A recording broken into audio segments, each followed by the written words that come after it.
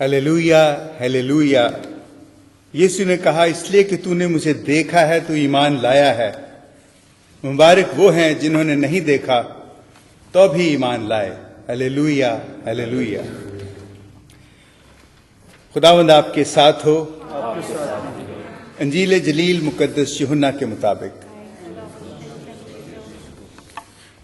उसी रोज हफ्ता के पहले दिन शाम के वक्त, जब उस जगह के दरवाजे जहां शागिर्द जमा हुए थे यहूदियों के खौफ से बंद थे, यीशु आकर बीच में खड़ा हो गया और उनसे कहा, तुम्हें सलामती हासिल हो। और ये कहकर अपने हाथों और पसली को उन्हें दिखाया। पर शागिर्द खुदावंद को देखकर खुश हुए और यीशु ने फिर उनसे कहा, तुम्हें सलामती हासिल हो। जिस तरह बाप ने मुझे भेजा है, मैं भी उसी तरह तुम्हें भेजता हूं। उसने कहकर उन पर फूंका और कहा कि तुम रूह कुद्स लो। जिनके गुनाह तुम माफ करो उनके माफ किए गए हैं, और जिनके गुनाह तुम कायम रखो उनके कायम रखे गए हैं। मगर उन 12 में से एक यानी तूमा उर्फ दिदिमुस यीशु के आते वक्त उनके साथ न था। तब दूसरे शागिर्दों ने उससे कहा, हमने खुदावन को देखा है। मगर उसने उनसे कहा, जब तक मैं उसके हाथों में मेखों के छेद न देख लूं और मेखों की जगह अपनी उंगली न डाल लूं उसकी पसली में, और अपने हाथ को उसकी पसली में न डाल लूं, हरगिज यकीन न करूंगा। 8 रोज बाद उसके शागिर्द फिर अंदर थे और तूमा उनके साथ था। वो दरवाजे बंद थे तो भी यीशु आया और बीच में खड़ा होकर बोला, तुम्हें सलामती हासिल हो। फिर उसने तूमा से कहा कि अपनी उंगली पास लाकर यहां दाखिल कर और मेरे हाथों को देख, और अपना हाथ पास लाकर उस मेरी पसली में डाल और गैर मोतकिद नहीं बल्कि मोतकिद बन। तूमा ने जवाब में उससे कहा, तू मेरा खुदावन और मेरा खुदा है। यीशु ने उससे कहा है, तूमा, इसलिए कि तूने मुझे देखा है तो ईमान लाया है। मुबारक वो हैं जिन्होंने नहीं देखा तो भी ईमान लाए हैं। और यीशु ने अपने शागिर्दों के सामने और बहुत से करिश्मे दिखाए जो इस किताब में लिखे नहीं गए, लेकिन ये इसलिए लिखे गए कि तुम ईमान लाओ कि यीशु ही अल मसीह इब्ने खुदा है, और कि तुम ईमान लाकर उसके नाम से जिंदगी पाओ। अंजील जलील के वसीले से हमारी खताएं माफ की जाएं। तशरीफ रखें।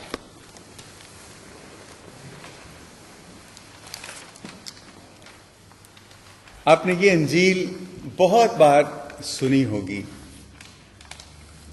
और अक्सर ये हम उस वक्त पढ़ते हैं ये जिन्हें हम ईद क़यामत के दिन, ईस्टर के दिनों में ये अंजील पढ़ी जाती है।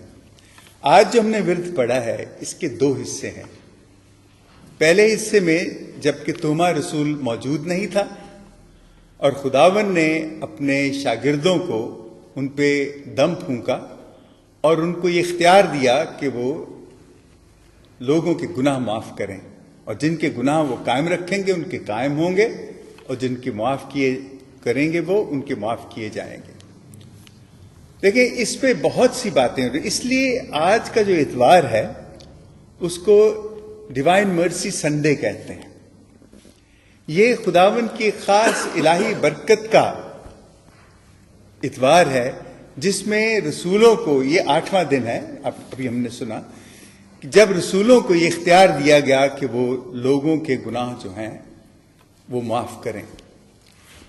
ये जो गुनाह माफ करने का सैक्रामेंट है जो कलीसिया, पाक मां कलीसिया ने कायम किया है, दरअसल आज के दिन ये, इसको हम कहते हैं, it's the feast of the sacrament of confession. आज के दिन ये इतराफ के सैक्रामेंट की ईद है, और इसको हम खास तौर पे हम बहुत इसको संजीदगी से मनाते हैं, क्योंकि देखें, गुनाह जो है ना, गुनाह क्या करता है हमारे साथ? गुनाह ये करता है कि हमारे ज़मीर पे एक बोझ बन जाता है, और वो बोझ जो है वो हर वक्त हमारे साथ रहता है। जब हम कुछ गलत करते हैं तो वो गलती जो है वो हमारे ज़मीर पे गड़ जाती है, اور وہ ہمیں ہمیشہ تنگ کرتی ہے. اس لیے کہتے ہیں کہ جو لوگ ضمیر والے ہوتے ہیں وہ غلط کر کے چین سے نہیں بیٹھتے. میں ذاتی طور پہ خود یہ سمجھتا ہوں کہ دراصل دوزخ کا تو مجھے پتہ نہیں ہے، ہم نے تو سنا ہے، پڑھا ہے، لیکن اس سے بڑی دوزخ اور کیا ہوگی کہ آپ اپنے ضمیر پہ بوجھ لے کے پھرتے رہیں، اور جب مر جائیں تو وہ ضمیر کا بوجھ آپ کے ساتھ چلا جائے، تو آپ نے جس کے خلاف کچھ کیا ہوا ہے آپ کو شکل دکھانے کے قابل نہیں ہے، آپ اس سے منہ چھپاتے رہیں گے. اور یہ ہم کرتے ہیں، عام زندگی میں بھی یہ ہوتا ہے کہ جس کے خلاف ہم نے بدی کی ہوتی ہے، ہمارے ضمیر پہ وہ بوجھ جو ہے وہ میں اس شخص کے سامنے نہیں جانے دیتا. خداوند یسوع مسیح نے جو ہمیں سب سے بڑا تحفہ اور جو سب سے بڑی ہمیں جسے ہم نجات کہتے ہیں، نجات اس نے یہ دی کہ اس نے یہ ضمیر پہ سے بوجھ جو تھا یہ اٹھا دیا. کیسے اٹھایا اس نے کہا کہ تم جاؤ اور شاگردوں اور ہمیں ہمارے جو پادری صاحبان ہیں جن کو یہ اختیار دیا گیا ہے، آپ اعتراف کرو اور اپنا گناہ بتاؤ. یہ نہیں کہ فادر وہ گناہ معاف کرے گا، فادر ایک ذریعہ ہے جو ہمارے گناہ سنتا ہے اور خدا کو پیش کرتا ہے اور اس سے دعا کرتا ہے کہ خدا یہ بوجھ اس کے دل پہ سے ہٹا دے. میں جیل میں کام کرتا ہوں اور ہر سال 2 مرتبہ وہاں میں خاص اعتراف کا اہتمام کرتا ہوں. اور آپ یقین کریں کہ بہت سے غیر کیتھلک جو ہیں وہ آ کے اعتراف کرتے ہیں، اور اعتراف کرنے کے بعد ہمیشہ میرے پاس آ کے کہتے ہیں کہ we are feeling very light, we are feeling so happy. حالانکہ ان کو اس سیکرمنٹ کا پتہ نہیں، لیکن ان کو جب بتاتا ہوں کہ ایسے کرنا ہے وہ کر لیتے ہیں، لیکن وہ بڑے دل سے. اور فادر مجھے بتاتے ہیں کہ بڑے دیانتداری سے وہ لوگ اپنا حساب کتاب میرے ساتھ کرتے ہیں. تو یہ جو خوف دل سے نکال دینا، یہ یسوع نے وہ خوف ہمارے دل سے نکال کے ہمارے ضمیر کے اس بوجھ کو ختم کیا. یہ ایک بہت بڑی، ہم مسیحوں کی یہ سب سے بڑی خدا نے جو ہمیں برکت دی ہے، جسے ہم فضل کہتے ہیں، یہ وہ ہے. اور اس لیے یسوع نے جب ہمارے گناہ اٹھا لیے، یسوع نے ایسے ہمارے گناہ اٹھا لیے. اب کیا ہوتا ہے کہ جب یسوع شاگردوں کے پاس آتا ہے، آ کے انہیں کہتا ہے کہ تمہیں سلامتی حاصل ہو، اور اپنے ہاتھ اور اپنی پسلی دکھاتا ہے، تو شاگرد بڑے خوش ہوتے ہیں. خوشی کی بات تو ہے، یہ بہت بڑی فتح ہے یسوع کی، وہ موت پہ سے اس نے فتح پائی اور ان کے درمیان آ گیا.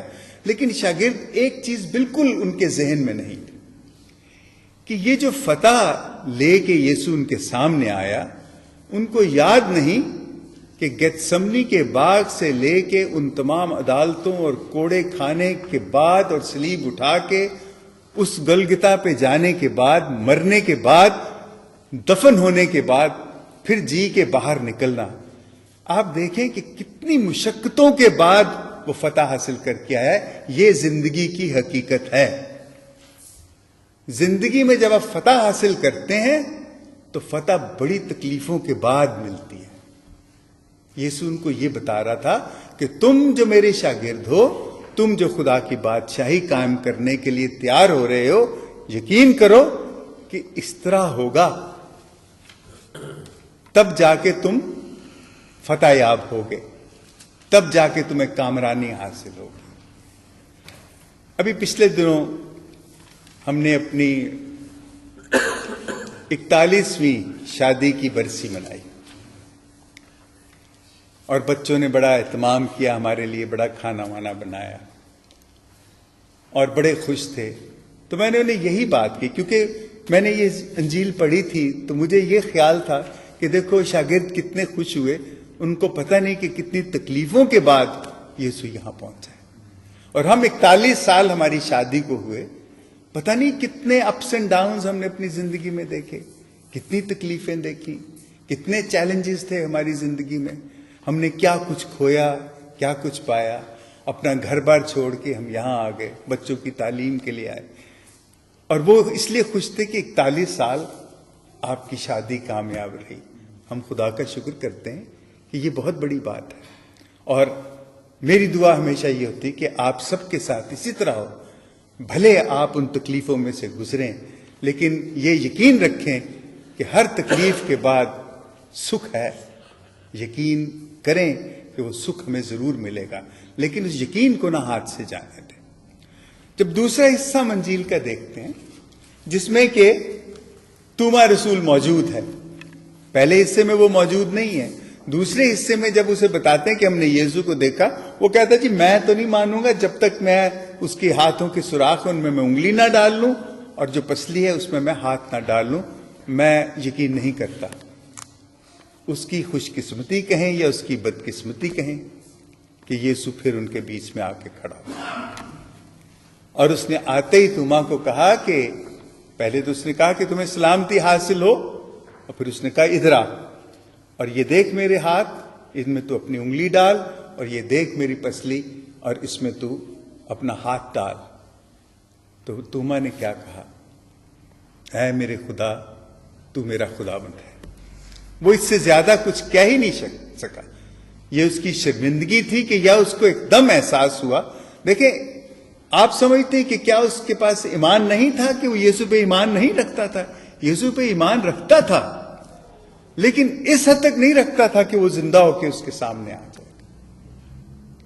اور جب وہ زندہ ہو کے سامنے آیا تو پہلی چیز جو اس کے منہ سے نکلی کہ تو خداوند ہے.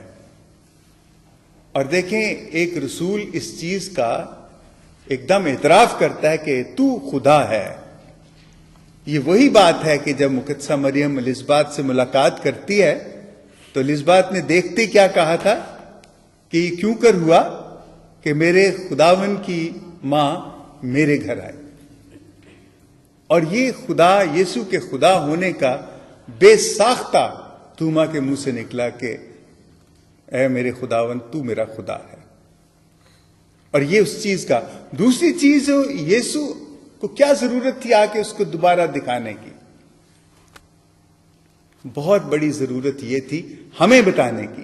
یسوع نے مجھے نہیں پتا کہ توما کو بتایا یا نہیں، لیکن ہمیں یہ بتایا کہ میں تمہاری طرح انسان ہوں اور میں اپنے آپ کو اتنا نیچے لے جاؤں گا کہ توما جیسے ایک عام شخص سے کہوں گا کہ آزما لے، دیکھ لے. اگر وہ اس کو نہ بھی کہتا تو کوئی ضرورت نہیں تھی کہ تو میرے زخموں میں انگلی ڈال. اس نے تو دکھا دیا تھا شاگردوں کو. لیکن دوبارہ آنے کا اس کا مقصد یہی تھا، ہمیں بتانے کے لیے کہ وہ اتنا حلیم ہے کہ وہ توما کی برابری تک نیچے چلا جاتا ہے. اسے کہتا ہے دیکھ. حالانکہ وہ خدا ہے اور اس نے کہا کہ تو میرا خدا ہے. لیکن یسوع نے اپنے آپ کو صرف خدا ہونا، وہ تو ہے، اس سے کوئی دوسرا اعتراض یا کوئی انکار نہیں ہو سکتا، لیکن اس نے یہ ہمیں بتایا کہ وہ ہماری طرح ہمارے ساتھ ہے.